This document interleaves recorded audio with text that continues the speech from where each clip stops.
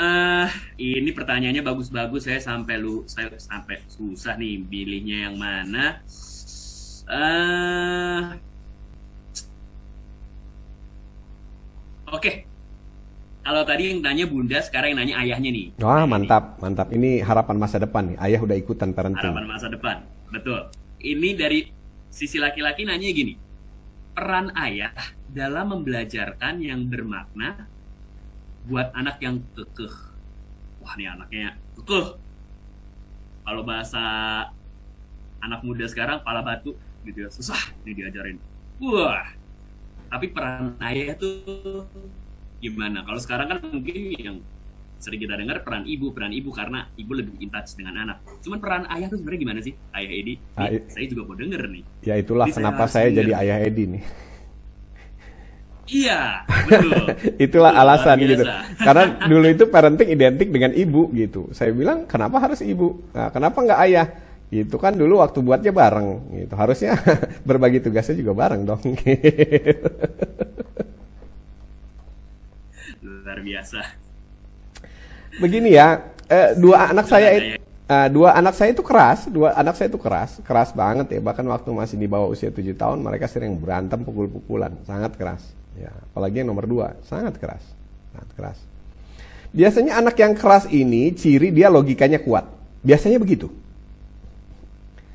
Ya, logikanya kuat.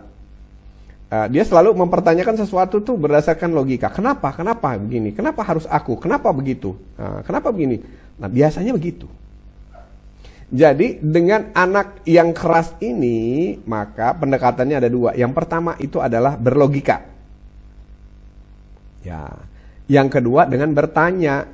Jadi jangan ngajarin. Anak yang keras kalau diajarin itu jadi makin keras. Bahkan kalau kita ajarin kadang-kadang ditolak, rejected. Enggak begitu. Enggak begitu. Misalnya, nih cara pakai HP tuh kayak gini, biar nggak cepet rusak. Enggak begitu. Enggak. Ada kok cara lain. Nah, justru karena anak itu keras, logikanya bagus, biasanya dia orang yang tipe coba-coba, eksploratif, gunakan pertanyaan. Kamu udah tahu belum cara gunain HP supaya nggak cepet rusak? Emang kenapa ditanya gitu? Papa pengen tahu. Jadi jangan bilang, kalau nggak tahu papa ajarin. Nah, keliru itu. Papa pengen tahu, kalau tahu kamu ajarin papa. Jadikan dia seperti itu, seperti gurunya kita. Jadi mendidik kita seolah-olah jadi murid, dia jadi guru. Jadi makin pinter dia. Padahal maksud kita sedang mengajari dia. Tapi karena dia keras kepala, orang keras kepala itu pengennya ngatur. Itu tipe manajemen. Jadi nggak mau diatur. Maka beri kesempatan dia untuk lebih banyak mengungkapkan ide-ide, pemikiran, dan sebagainya. Nanti lama-lama kalau komunikasi itu terbangun baik, cara bertanya sama berlogika tadi ya, bertanya loh, bukan ngajarin. Nah, itu lama-lama jadi peers, turun itu egonya dia, peers, jadi kayak temen, ngobrol, dialog. Nah, ini yang terjadi pada anak saya. Kalau anak saya nanti boleh dilibatkan di seminar, boleh ditanya, di interview gitu, terutama anak yang kedua. Karena anak yang kedua ini sering ngobrol sama saya, hobinya ngobrol, walaupun logikanya kuat gitu. Ya kayak begitu, seperti itulah kira-kira gambarnya. Usia putra berapa saat ini, Ayah Edi? Saat ini 16 tahun. Coba bayangin 16 tahun lo Yang masih deket sama ayahnya. iya, Kemana-mana iya, iya. bareng, ngobrol bareng, diskusi bareng. Susah, susah. Susah, biasanya kan orang selalu bilang, ya anak makin gede makin jauh dari orang tuanya. Itu mitos. Ya itu mitos. Kalau tahu caranya enggak begitu. Catatan buat di Sinken semua nih. Nggak Iya. ada kayak gitu ya. Hari ini kita patahkan teori itu ya. Iya, Ayah mitos Edi itu ya. patahkan. Dulu saya juga penasaran, apa iya sih anak kalau makin gede makin menjauh dari orang tuanya? Iya, iya, Enggak. benar-benar. Padahal saya temukan bahwa kenapa mereka makin jauh? Karena orang tuanya cara didiknya masih sama kayak dulu waktu masih TK. Menganggap dia masih anak kecil. Masih SD. Padahal mereka sudah 16 loh. Iya, Udah iya, mau iya, iya, kuliah. benar-benar. Mereka udah beda. Adult. Sama kayak Betul, misalnya Mas Ronald dididik dengan ala atau diperlakukan seperti dulu zaman SD. Ya jelas dong menjauh.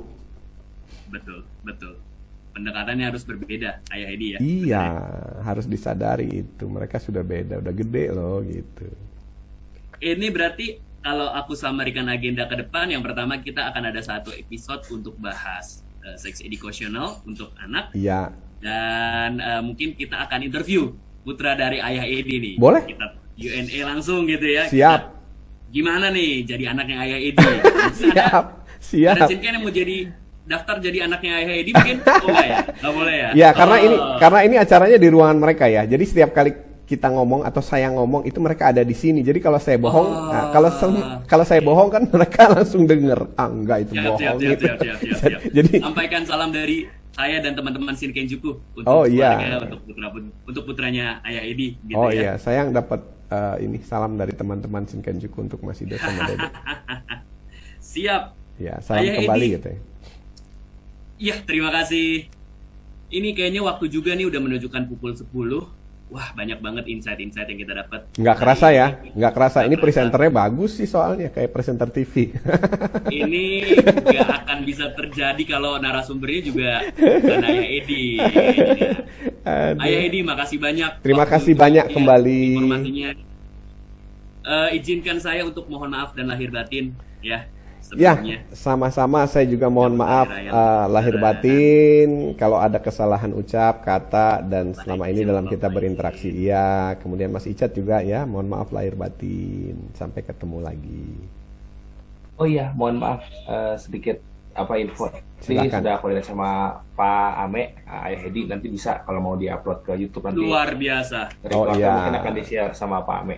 Ya kan daya jangkaunya lebih luas ya, orang-orang Ya. jadi tahu Yap. Shinkenjuku gitu, jadi tahu parenting. Kita Ya. sebarkan informasi ini ke seluruh parents di Indonesia. Siap. Terima kasih banyak. Terima Ayah kasih Edi. banyak. Sampai ketemu lagi. Selamat ketemu lagi. pagi. Wassalamualaikum warahmatullahi wabarakatuh. Sampai jumpa di acara Waalaikumsalam berikutnya. warahmatullahi wabarakatuh. Bye-bye. Siap.